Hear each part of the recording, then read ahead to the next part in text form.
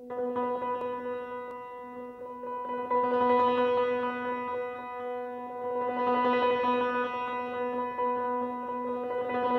York City is the type of city where people come to make it big.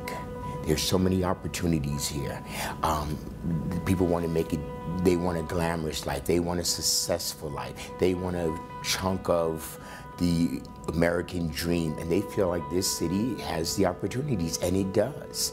And there are a lot of wealthy people here, and they have made it big. But in contrast to all the glamour and the lights and the success and the money, there is another dark side of New York City, and it's the forgotten homeless people. Subway station, bus stations, in the parks, in the shelters, roaming the streets. They're forgotten about. But God hasn't forgotten about them. And He's calling people who have made it to see them. He wants us to see what He sees. It's an outreach to the homeless and poor, and you want to come just with humility and the love of God. We go throughout the city and proclaim that Jesus Christ is Lord. Our team is from all different walks of life. We even have a chef that at one time was in the culinary world, and now she's serving with us. And it's interesting to see how God can use everybody in such a different, unique way. The location where we are ministering to right now, it's a shelter. The majority of every person there has HIV, AIDS. A lot of these men have just come out of prison. A lot of these kids come from broken homes. They're drug addicts, they're heroin addicts. Many of the people at our particular shelter when we arrive, a lot of them are hurting, and they have walls built up all around them. But we just go in and we just begin to love on them. We share, we talk with them, and then those walls begin to break down, and they begin to change. Most definitely, Raven Ministry is home missions. It's Missions New York City.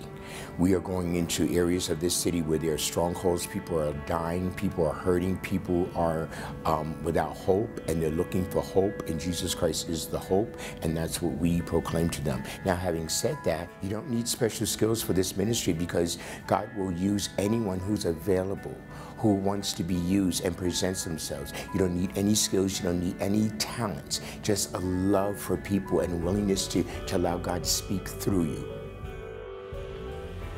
And when we're done ministering to the people, this is one amazing thing that happens every time. There is this overwhelming joy that just bubbles up inside of our team when we leave, and it's contagious, like it just doesn't go away. And the highlight of my week is to go back, because I know that we are going to where the heart of God is, and it's to them. It's to those people. They begin to change. Transformed miraculously before our eyes. That brought my liberty. Just recently, we were interviewing John, and he was in one of the New York City shelters. Every time I was down, I just thought about that. God, hold me in your arms, don't ever let me go. The teams begin to minister, again, the love, the compassion of Jesus Christ to them, just sharing with him.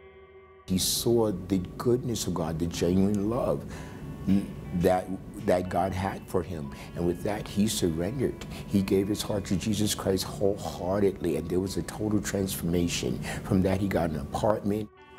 Well, this is my beautiful kitchen. Thank God for it.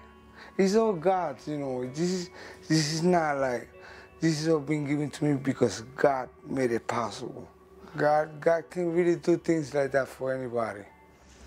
Do you want to know about the heart of God?